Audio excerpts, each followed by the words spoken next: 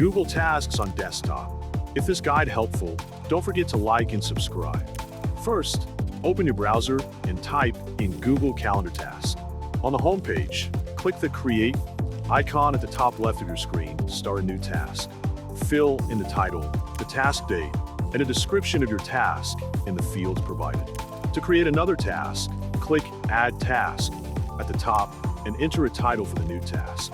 You can also add more details to a task by clicking the name of the subtask, then selecting Detail. In the Details section, write a detailed description of the task.